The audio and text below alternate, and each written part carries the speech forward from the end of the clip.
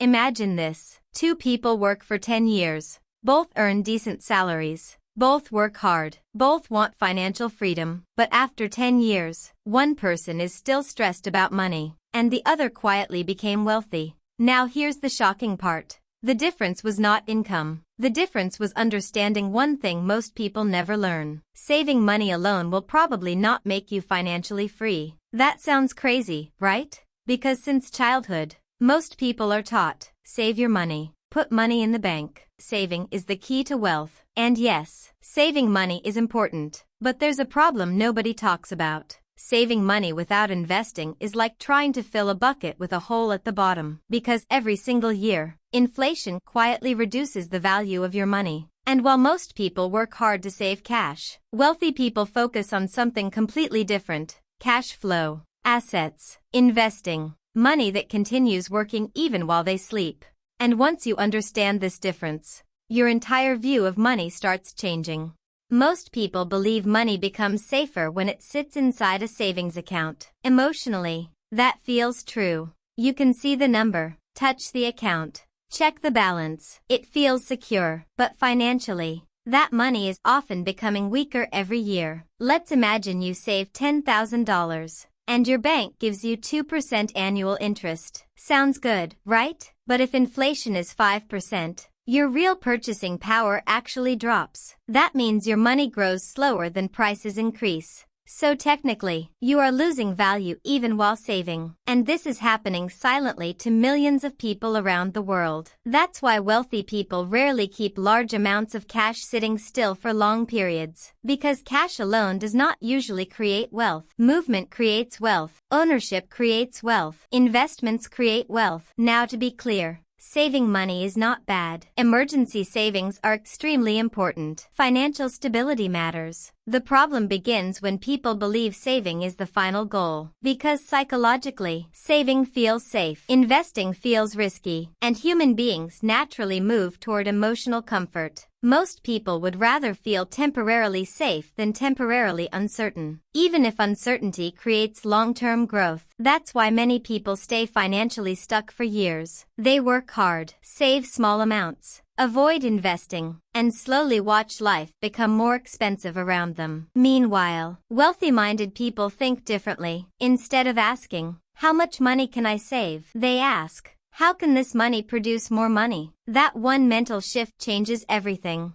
The wealthy usually focus on buying assets. Assets are things that can produce income or increase in value over time. Stocks, businesses, real estate, investments, cash flow systems, things that continue generating money after the original work is done. That's why rich people often become richer even while sleeping, because their money continues working, while most people only earn money when they personally work. That difference is massive, because time is limited. You can only work so many hours, but investments can continue growing forever. And this is where compounding becomes powerful. Even small investments become huge over time when growth keeps stacking year after year. That's why starting small is still important. Because time matters more than intensity. Imagine two people. One person starts investing $200 a month at age 22. The other waits until age 32. Even if the second person invests more money later, the first person often ends up wealthier. Why? Because compounding rewards time, not perfection. This is why financially successful people start focusing on ownership early, not luxury early. Because expensive lifestyles usually consume money, but investments can multiply money. And most people discover this too late. One of the biggest financial misunderstandings in modern society is believing income automatically creates wealth. It doesn't. There are doctors living paycheck to paycheck, athletes who went bankrupt, celebrities drowning in debt. Because high income without asset building often becomes high spending. And lifestyle inflation destroys people quietly. The moment income rises, expenses rise too. Bigger apartment, better car, more subscriptions, luxury vacations, expensive habits. And suddenly, despite earning more money, nothing actually changed financially. That's why income alone rarely creates freedom. Cash flow creates freedom. Ownership creates freedom. Assets create freedom.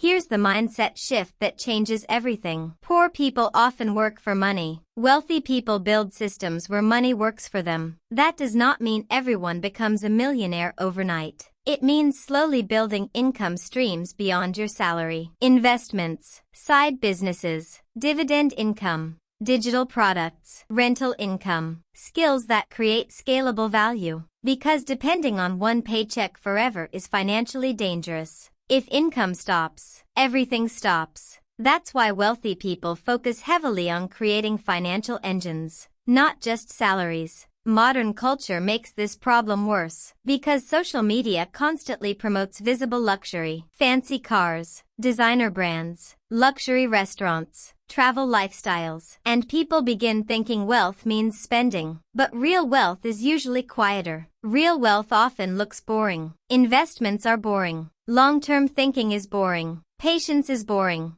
But financially, boring often wins. Most wealthy people become wealthy slowly, not dramatically. And this is the part social media rarely shows. So does this mean saving money is useless? Of course not. Emergency savings matter. Financial stability matters. But cash should become a tool, not the final destination. Because money sitting still for decades often loses power. Money invested intelligently has the potential to grow. That's the difference. The goal is not simply collecting money. The goal is creating freedom. Freedom from constant stress. Freedom from surviving paycheck to paycheck. Freedom to choose your life. And that usually requires more than saving alone.